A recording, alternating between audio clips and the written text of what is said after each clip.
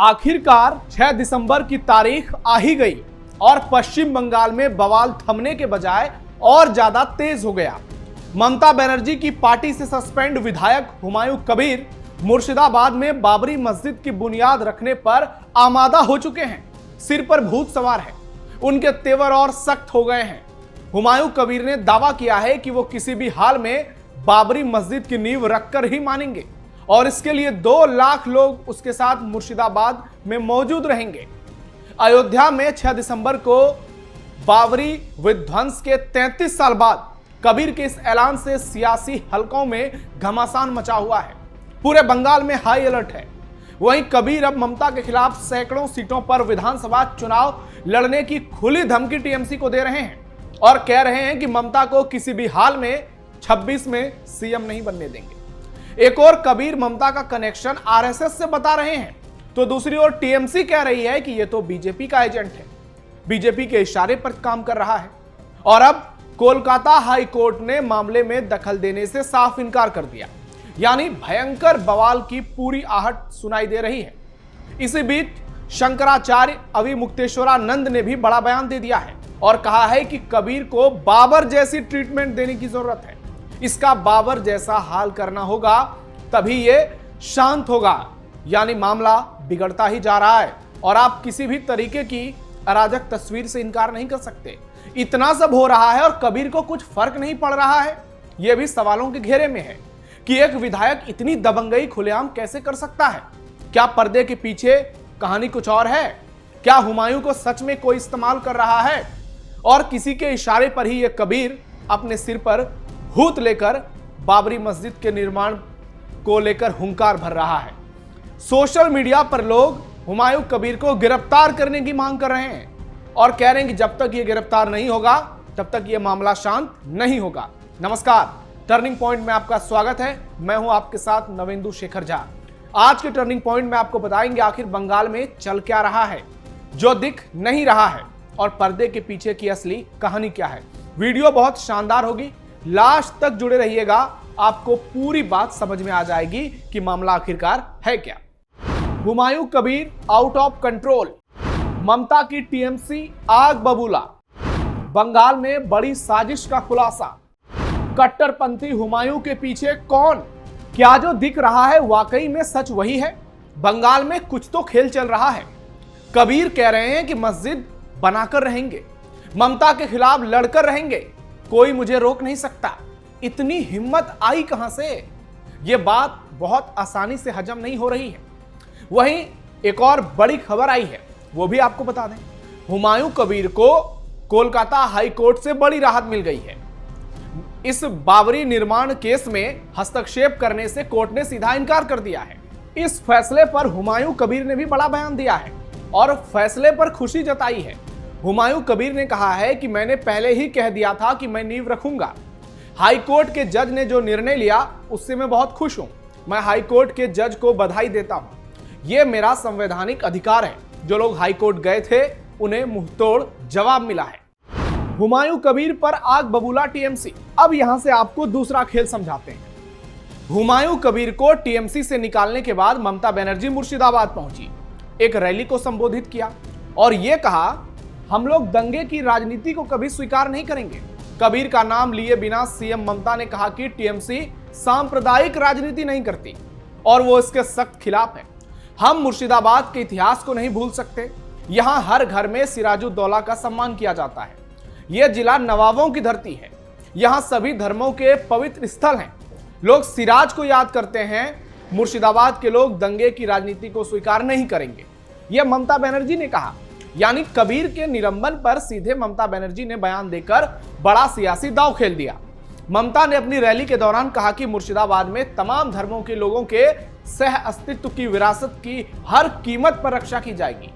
उन्होंने कहा कि मुर्शिदाबाद ने हमेशा एकता को कायम रखा है। ये वो धरती है जहां इतिहास हमें सिखाता है कि विश्वासघात बर्बादी लाता है और सद्भावना शक्ति। हम इस सद्भावना की रक्षा करेंगे। वहीं कबीर के निलंबन की घोषणा के बाद कोलकाता में टीएमसी की ओर से स्पेशल प्रेस कॉन्फ्रेंस बुलाई गई, जिसमें मंत्री और कोलकाता के मेयर फिरहाद हाकिम ने हुमायूं कबीर पर बड़ा बयान दिया और सीधे सीधे कह दिया कि हुमायूं कबीर का पार्टी से कोई संबंध नहीं है। अरे नहीं है तो भाई सस्पेंड क्यों किया, पूरी तरह से निष्कासित करो। धर्म के नाम पर विभाजनकारी राजनीति करने वालों के लिए टीएमसी में कोई जगह नहीं है, ये ममता के चेले चपाटे कह रहे हैं। प्रेस वार्ता में उनके साथ मुर्शिदाबाद के नेता अखरुजमा और नियामत शेख भी मौजूद थे और सबने यही बात दोहराई। हुमायूं कबीर के जाने का क्या होगा असर, आइए आपको ग्राफिक्स के जरिए समझाते हैं। वो 3 बड़े फैक्टर जो बंगाल में नजर आ रहे हैं कबीर को लेकर। पहला, कबीर मुर्शिदाबाद की 4 से 5 विधानसभा सीटों पर सीधा प्रभाव रखते हैं और पूरे जिले में 10-12 सीटों पर टीएमसी का खेल बिगाड़ सकते हैं, यानी एक वोट कटवा की भूमिका अदा कर सकते हैं। दूसरा, अगर हुमायूं कबीर, पीरजादा अब्बास सिद्दीकी, आईएसएफ वाले और कांग्रेस के साथ कोई गठबंधन कर लेते हैं तो ये एक तीसरा मोर्चा मुर्शिदाबाद में टीएमसी के लिए मुश्किल खड़े कर सकता है। अधीर रंजन चौधरी पहले से ही मौके की तलाश में है और वो ममता पर पहले से ही आक्रामक हैं, आग बबूला हैं। और एक तीसरा फैक्टर भी है, टीएमसी नेता कुणाल घोष और फिरहाद हकीम बार बार कह रहे हैं कि कबीर बीजेपी के लिए काम कर रहे हैं। अगर मुस्लिम वोट टीएमसी और कबीर कांग्रेस के बीच बंटता है तो इसका सीधा फायदा बीजेपी को होगा। मामला मुर्शिदाबाद का है, लेकिन ये मैसेज दूसरे जगहों पर भी जा सकता है, जैसे कि बिहार के सीमांचल में देखने को मिला था, जहां ओवैसी ने महागठबंधन का खेल खराब किया था। हिंदू वोट एकजुट होकर बीजेपी की झोली में जा सकता है। बीजेपी सांसद खगेन मुर्मू का बयान इसी आत्मविश्वास को दिखाता है। यानी मुख्य तौर पर ये 3 फैक्टर हैं जो हुमायूं कबीर से जुड़े हुए हैं और इसी को लेकर बंगाल की सियासत गर्मा गई है। ममता के इशारे पर काम कर रहे हैं हुमायूं कबीर। सियासी गलियारों में यह भी चर्चा है कि ममता बनर्जी ने हुमायूं कबीर को सस्पेंड तो कर दिया, लेकिन पार्टी से उन्हें निष्कासित नहीं किया। कांग्रेस नेता और ममता के मुखर विरोधी बन चुके अधीर रंजन चौधरी ने इस पर भी तंज कसा है कि ममता ने कबीर को पहले भी सस्पेंड किया था और फिर पार्टी में शामिल भी कर लिया था। यह दर्शाता है कि टीएमसी अभी भी कबीर के प्रभाव से डर रही है।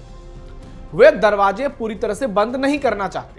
अगर कबीर बगावत पर उतर आए तो मुर्शिदाबाद, जो टीएमसी का गढ़ बन चुका है, जो घुसपैठियों का एक बड़ा इलाका बन चुका है, वहां दरार पड़ जाएगी।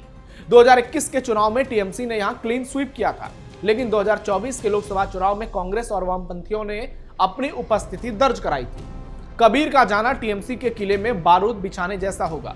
इस प्रकरण ने ममता की छवि को सर्वमान्य नेता से बदलकर एक असुरक्षित नेता की तरह पेश किया है, जो अपनी ही पार्टी के भीतर उठ रही आवाजों को संभालने में नाकाम हो रही है। यह तो सही है कि कबीर को टीएमसी ने सस्पेंड किया, लेकिन निष्कासित नहीं किया, यह उससे भी बड़ी सच्चाई है।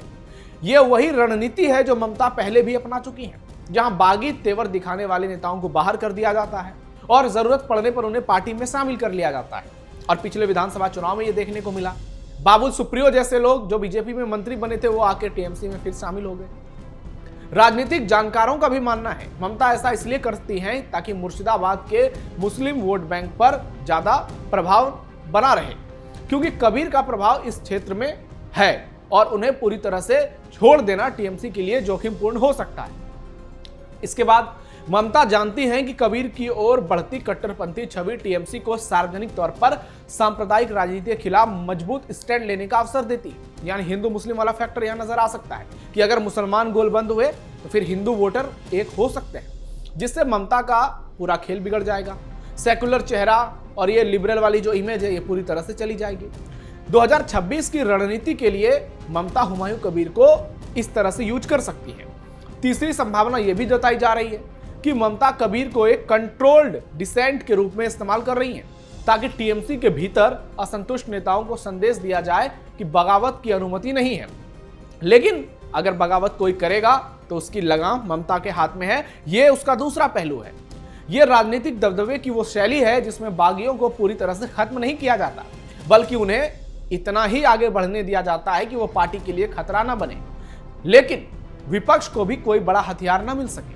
तो ये एक बड़ी रणनीति का हिस्सा हो सकता है, ताकि पहले मुसलमानों का सहानुभूति लिया जाए, उसके बाद कोर्ट कचहरी का मामला बताकर इसको शांत किया जाए और मुसलमानों को गोलबंद कराकर फिर से हुमायूं कबीर को पार्टी में लाया जाए। हालांकि ये सभी संभावनाएं केवल राजनीतिक विश्लेषण नहीं है, ऐसा आप मत सोचिए। इसके पीछे भी ममता बनर्जी की सोची समझी रणनीति हो सकती है, जो ऐसे कयासों को गरमा रहे हैं। यानी ममता बनर्जी को डर है कि इस बार सत्ता खिसक सकती है, इसलिए वो तरह तरह के दाव पेच का इस्तेमाल कर रही हैं।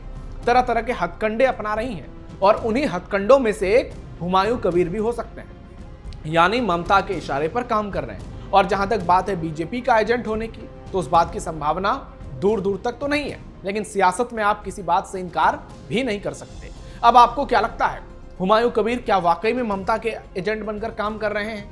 और अगर बाबरी मस्जिद की नींव रखी गई आज, तो फिर पश्चिम बंगाल में क्या होगा और इसका इंपैक्ट पूरे देश में क्या होगा? क्योंकि 6 तारीख ये एक ऐतिहासिक तारीख है, बाबरी विध्वंस की तारीख है और इस तारीख से देश की पूरी आबादी, हिंदू आबादी भी जुड़ी हुई है और मुसलमान आबादी भी जुड़ी हुई है। अब आपकी राय हमारे लिए बहुत महत्वपूर्ण है, कमेंट बॉक्स में बताइए। आप सावधान रहिए, अलर्ट रहिए, अपने आसपास पैनी नजर रखिए और देखते रहिए कैपिटल टीवी। फिलहाल के लिए इतना ही, धन्यवाद।